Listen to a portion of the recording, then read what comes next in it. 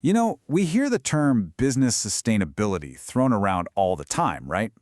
But honestly, most of it is just noise. It's a mess of confusing ratings, reports, empty buzzwords. It's almost impossible to know what's real. Well, today, we're going to cut through all that with one really powerful idea, the Future Fit Business Benchmark. It's a framework that finally tells us what actually matters. And that really is the million-dollar question, isn't it? We hear about carbon footprints, ethical sourcing, community stuff, but how does it all fit together? How can a company or, how can we as customers tell the difference between a company that's just greenwashing and one that's genuinely building a better future? Okay, let's dive in. To really get this benchmark, we're going to build it from the ground up, piece by piece. We'll start with the big picture, this idea of systems thinking. Then we'll define what we're actually aiming for. After that, we'll see what that means for how a business should act, which, you'll see, leads us to a really clear, specific checklist. So, first things first, the core principle. The Future Fit benchmark says you just can't look at a business in a vacuum. It's not an island. Every single company exists inside these huge, complex systems, social systems and environmental systems. It relies on them for everything. For its resources, for its people, for its customers. And this, right here, gets to the heart of it. A company's success isn't separate from the world's success. It's totally, completely tied to the health of our society and our planet. I mean, think about it. If the systems that we all depend on start to crumble, so will every single business operating within them. It really is a shared destiny. So here's the beautiful, simple logic of it all, in 4 steps. It all begins with science, with understanding how our planet and our societies actually function. From that, you can define the destination. What a society that thrives within those natural limits looks like. And only then do you ask, okay, what's a business's role in getting us there? Which finally gives you a concrete, actionable set of goals. All right, let's look at that second step, because it's so important. Before any company can figure out what it needs to do, it has to know where it's going. So the benchmark starts by defining that destination really clearly. Now, this is not just some fuzzy feel-good mission statement. A future fit society is a very specific, science-based goal. It describes a world where we aren't just doing less bad, but we're actively making things better, restoring our environment, creating social systems that are fair and just for everyone. This is the North Star for everything that follows. So, if that's the destination, what's a company's job?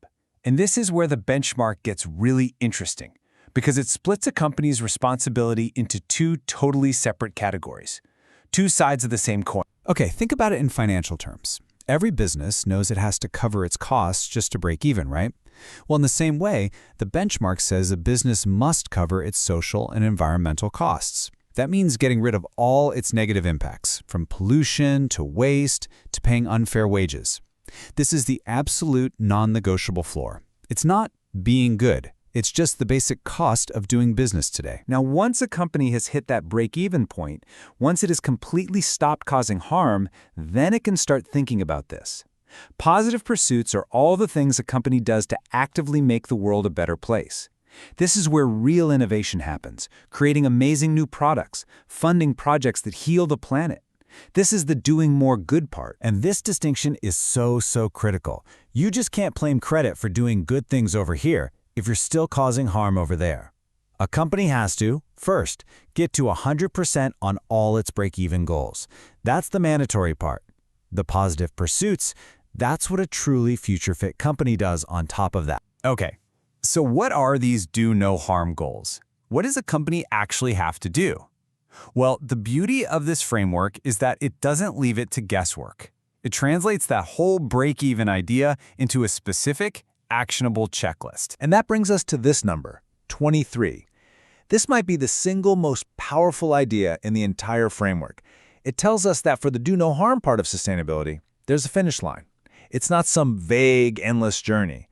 It is a clear list of 23 specific goals that cover every single way a company can impact the world. And look, these goals cover everything. They're incredibly comprehensive. You can see from just a few examples here, it's about paying your people a real living wage. It's about getting your operational greenhouse gas emissions to 0. It's making sure your products don't cause any harm. And yeah, it's even about paying your fair share of taxes to support the society you operate in.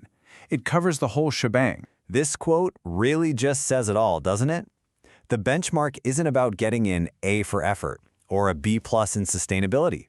It's pass-fail. A company is either adding to society's problems or it isn't.